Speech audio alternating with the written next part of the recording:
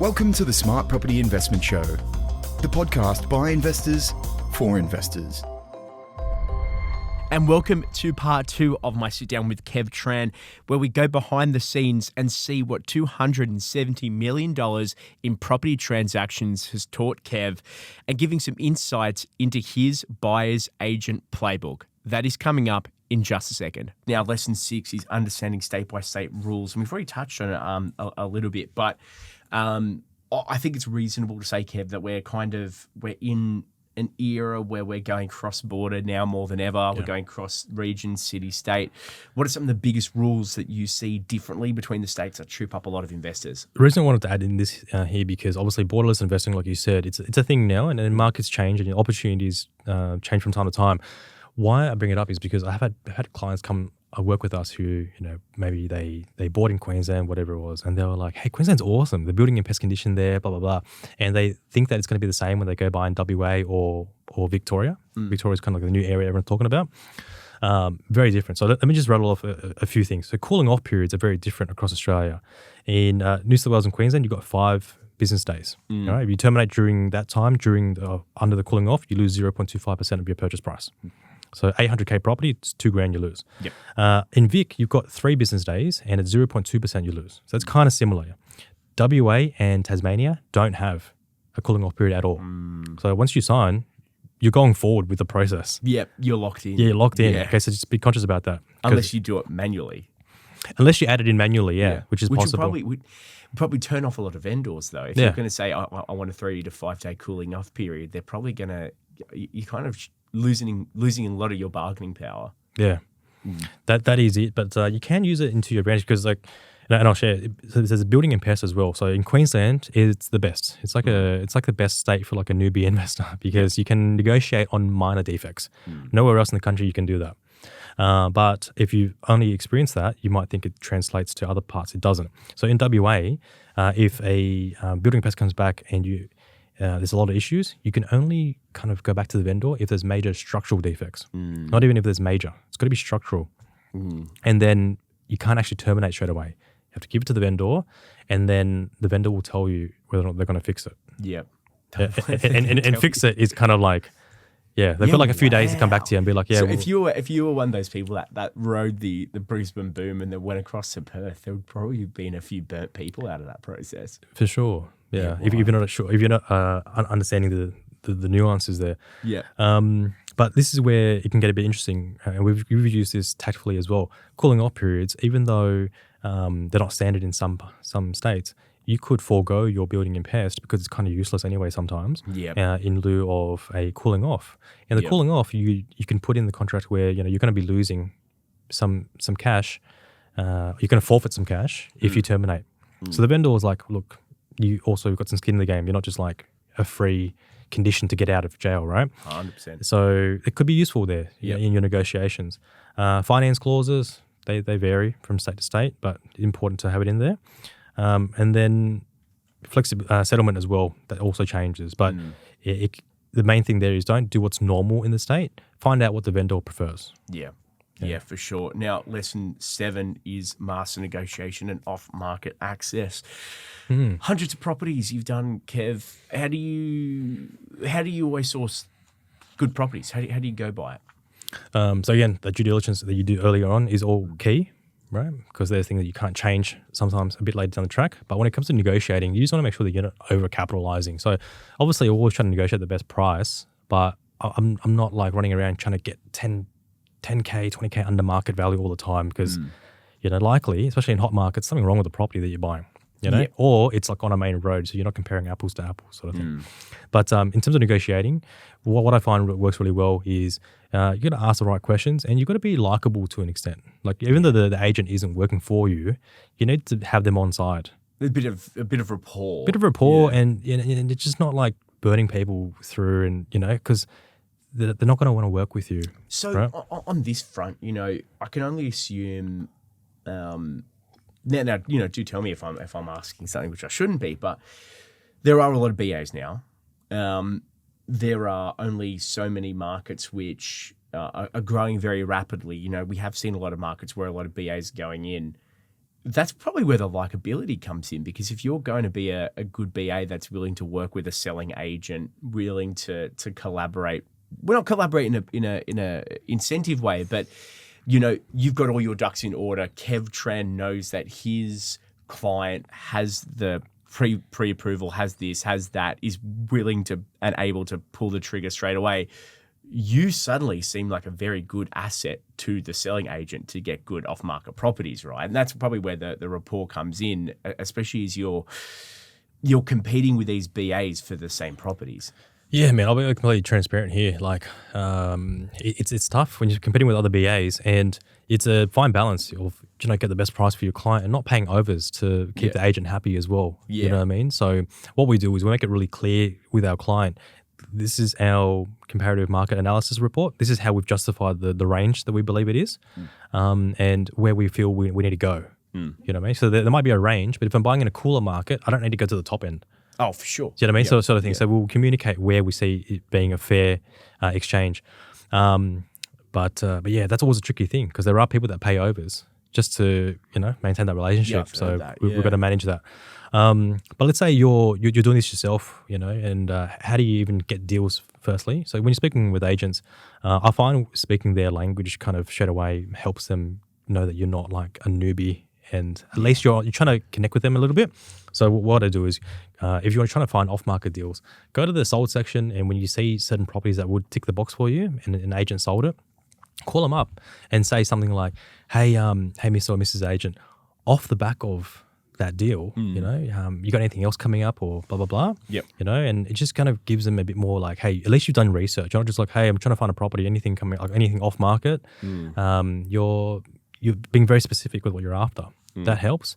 Now, when you're negotiating, say you got an actual deal you're working with, hopefully you've already developed some rapport with that agent. He knows that, he or she knows that you're not, wasting time. Good questions to ask. Instead of asking, have there been any offers? I'd ask things like, let's say it's an off-market deal.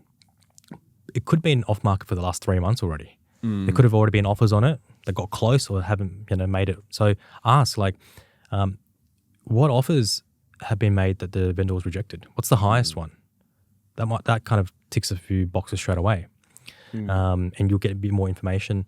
Also ask like, is it currently owner-occupied, or is it are they investors? Are they moving elsewhere? Do they want a longer or shorter settlement? Would a rent back at a favourable rent back condition be good for them?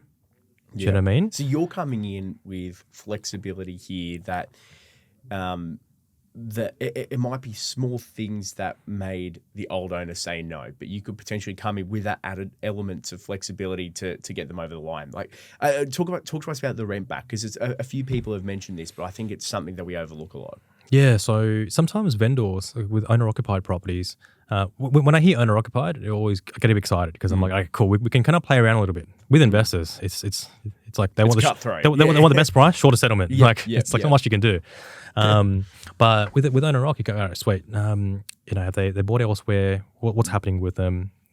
This is after you've asked, like, have there been other offers? You want to get a gauge on what's happened to this point. Yeah. Because also, if you're the first offer, you also want to tread carefully, because you might be the benchmark that they'll be like, okay, cool. So if I go off market, I can get this price. Yeah. If I go online, I can get a bit better, right? Yep. And you just wasted your time. Or maybe you've just come in over the top of what they're expecting. Exactly. Yeah. So you ask these good questions, and when it comes to then the rent back, is you say, look, would they? Because sometimes that agent doesn't think of it, so you have to propose ideas. They're building somewhere, and it's very unknown how long it's going to be until they move there. All right, cool. Or they're trying to find another place for themselves. All right, cool. Look, we can do a rent back. We can do a shorter settlement, so they got more money straight away in their pocket. We can do a rent back, and this will enable them to have flexibility on that side, and we can give them just a 2-week notice if they need to move out, sort of thing. Yeah. Yep. So you can come in with some mutually agreeable terms that everyone's happy with, which makes a lot of sense. Now, onto lesson 8: building an elite support team, and I think this is something that a lot of we discuss often here, which is it's like a team sport, and you need everyone in their positions. You don't want a fullback playing prop, right? You want everyone doing the best job that they can, and you need a team that's going to get the best out of you. how do investors go about building their elite team around them to support them on their journey? Yeah, so the first person, I believe, we talked about earlier in the journey as well, to understand your financial position, you need a good mortgage broker. Yeah. Yeah. Someone. What's the difference between a good and a bad mortgage broker? And I only ask this because, a lot of people that I speak to on their property journey they still haven't nailed this, right? And you highlighted that property journeys can be 15, 20 years. Throughout that time, you might have bought one owner occupier and you might have inherited a property, and then you might have saved up enough for a third. So it looks like, you've acquired 3 properties. Most of them are pretty much paid off over 15, 20 years, but you've never actually really had to go into the nitty gritty of looking for mortgage advice. And so when I see a lot of people talking about their brokers, I'm like, that I've actually got red flags just from what your broker is selling you. What questions should they be asking? How can they vet a good broker from a bad broker? Yeah, great question. What is a good broker, right? Someone who, especially if you're building a property portfolio, someone who's in this space and focuses on this. Someone who has helped a lot of clients do this, so they've got a proven track record of that, and or done it themselves personally. You know what I mean? So you can ask them, hey, what's your experience in building and scaling portfolios for clients? Can you share me a couple, and how you got them from A to B? Also, can you share me your personal property investing experience, what strategy have you worked on for yourself from a lending perspective? These will kind of get you a bit more context over there. Red flags for me is always going to be people who, like mortgage brokers or any professional that starts recommending off the plan, getting commission from someone else, Yeah. So I always ask, like, do you get commissions there? Do you get paid by anyone else besides the bank? They're all good things, because obviously you follow the money. You can follow where people are incentivized. No, that's fantastic. Who else should you be having in your core professionals? As you're buying in different areas, being borderless as well, building up the network of people locally. So in the beginning, I recommend try and go out and do the inspections yourself. Right? Yep. Actually fly somewhere. At least do one yourself. You get a gauge on what you want to check. But then from there, like, it's not feasible for you to do this all the time and scalable. So have good. No longer tax deduction. Exactly. Yeah. So you want to be building good contacts of even local BAs. You can find them online, even from a property inspection basis. Right? Many will be happy to help out on that part and pay them for that. Yes. Or property managers, and again, pay them, not just like, hey, if I get the property, I'll give you the management. Like, I'll pay you $150, but I want you to check this for me, please. Right? And then also a good building inspector, someone that's going to be straight with you as well. You can have a phone call with them first and be like, hey, I know the report's going to be quite alarmist, but will you just tell me straight up how you feel based on the properties you see? And just explain to me in like normal everyday language. Conveyancer / solicitor, really important as well. Oh man, I don't think I've respectfully, and there's probably a lot of conveyancers that listen to this, I don't think I've ever enjoyed any conveyancers I've ever worked with. I don't know. Is that controversial? Oh man, I've definitely met some shockers out there. Yeah, I just wow. Like I think I've been burnt by all of them in one way or another. Anyway. That's my opinion. They need a better introduction. Yeah, it's true. I need a better elite support team. But no, it's it is hard, and it is something that a lot of people need to work out for. The worst one I had was in my unit building at the moment that I live in. Oh man, someone who bought a house got burned by their conveyancer. I'd actually recommend. I'm not recommending anything on the podcast, but apparently he thought that the unit came with like a parking spot, but it doesn't. Oh, what? And we're in neutral base, so there's not much. Parking's not fruitful, right? Yeah. It's not everywhere. So he started taking other people's parking spots. And I was like, man, you're in my parking spot. He's like, oh no. But the selling agent, the conveyancer said I had one. I was like, oh man, you got to check again. So, case in point, because that's probably, in a lot of areas of Sydney, that could be a $30,000-$40,000. It's a deal breaker. Yeah. I mean, like, especially if you go and list a property with or without a car spot, that can probably halve the amount of people that come through open to inspects, right? True. So yeah, that's a case in point as to why you need to surround yourself by the best, because it's going to be these people that are going to either scale you on your journey or cost you $30,000-$40,000. Yeah, and the other thing I'd say with that is, remember, like, people in your team, even people with like that aren't in your team, like real estate agents, they're humans as well. You know? So I guess be mindful of that, because you want to be building a long-term relationship, or even in the short term, like you want them to be on side. You don't want to get people, thinking that you're an asshole or whatever. So yeah, like especially I know personally with my clients, and also myself sometimes working with a mortgage broker, if they're asking for like information, try to provide it in a timely fashion, stuff like that, because when you need something urgently later, like think about it, help them help you. Oh, 100%. Yeah, that's a really good point, because you're the one that's going to be panic calling them when something doesn't happen 11 o'clock at night or something. So that's very reasonable. And that takes us to lesson 9, which is market cycles and timing perspectives. Kev, you've been in the property industry about over a decade now. You've seen a few macro and micro cycles. Where are we in the property market right now? Yeah, so I might even just shorten it, like even within 5 years, because I think people would get this, I don't know what you call it, amnesia or something. Yeah. And they think very the short term, and they forget that the COVID boom was 5 years ago. It feels longer. It feels, yeah, man. It was I think it feels like a really long time. I think it took a lot out of us. So. Yeah. But it was 5 years ago, and all markets moved then. Yeah, right. exactly. So there's no exact definition of what a property cycle is. Some people say 8 years, 10 years, whatever it is, but it's probably within an overall cycle. So if you kind of simplify that and you go, all right, cool, let's break it down further. 2020, 2022 is kind of where most people agree. It's a COVID boom. All markets boomed. From 2022 to now, last 3 years, WA, Queensland, SA have continued to boom. And supply and demand for many of these pockets is still really tight. They're growing. In the last 3 years, though, what markets, if you look at the economic fundamentals, are really healthy that haven't had so much growth just yet? Regional Victoria, including Melbourne, and then also regional New South Wales, right? Just areas that have good like affordability as well. Sydney's just way out of the mark now. Good fundamentals, yeah. Yeah.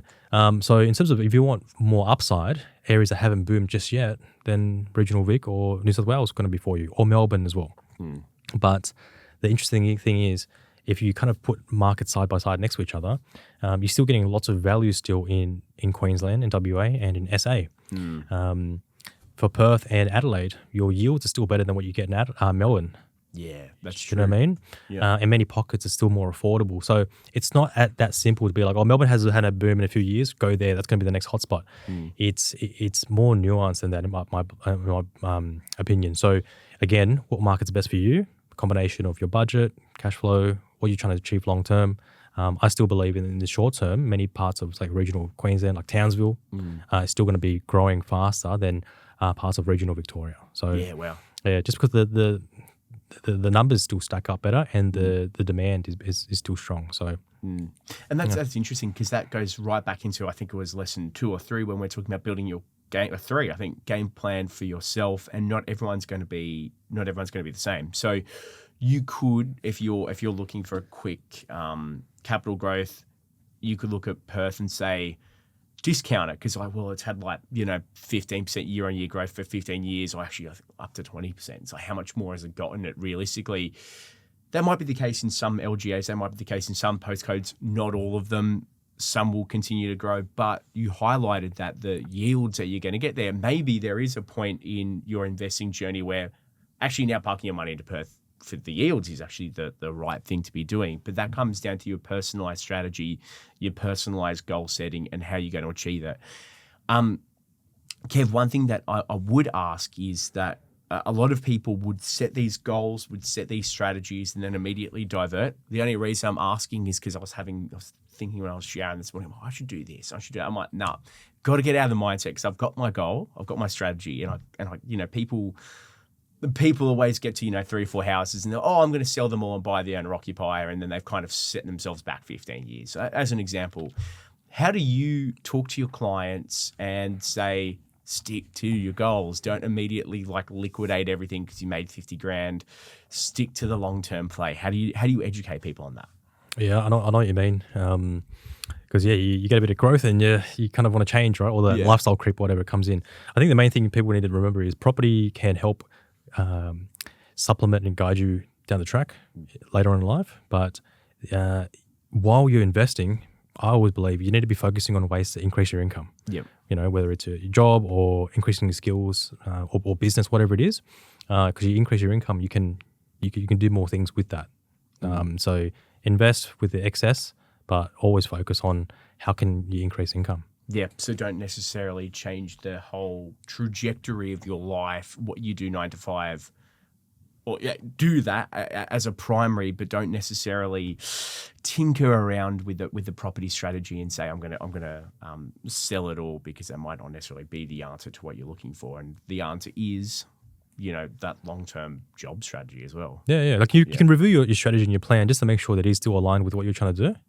Know what your options are. I think that's totally fine to review, but just doing 180s because you hear someone else did this, or they upgraded their family home, and you want to compare. Or not even from from a comparison perspective, but just every day it's like, this is what I should be doing. Anyway, look, I think that is all we have time for today. Kev, closing thoughts. And I think this is a very good place to wrap up on is what is the biggest thing that separates successful investors in the long term versus everyone else. Yeah, I guess discipline. Yeah. Discipline, sticking to the strategy you've been talking about. And I guess if you're really clear on that through having those game plans and strategies, then okay, cool. I might have to save the $3,000 per month into my offset consistently. But if I do that, next 15 years is going to look amazing for me. But I think that's the thing. Just have patience. But it's hard to do when you don't know what the end goal looks like. But map out that strategy, and you can always loop back to it as a bit of an anchor point too. Yeah, fantastic. Thank you so much for your time today, Kev. I think that is all we have time for. Thanks, Liam. Thank you so much for joining me on the podcast. That was Kev Tran. Founder, director, CEO? Just director's one, yeah. All of the above of the Kev Tran Group. If you do want to get in contact with Kev, reach out to him. He's pretty big on Instagram, LinkedIn. You probably have it all, don't you? All the usuals. All the usual. So reach out to Kev if you want to know more. But that is all we have time for today on the Smart Property Investment Show. And we'll be back at the same time in a few days' time. But until then, bye-bye. The information featured in this podcast is general in nature and does not take into consideration your financial situation or individual needs and should not be relied upon. Before making any investment, insurance, tax, property, or financial planning decision, you should consult a licensed professional who can advise whether your decision is appropriate for you. Guests appearing on this podcast may have a commercial relationship with the companies mentioned.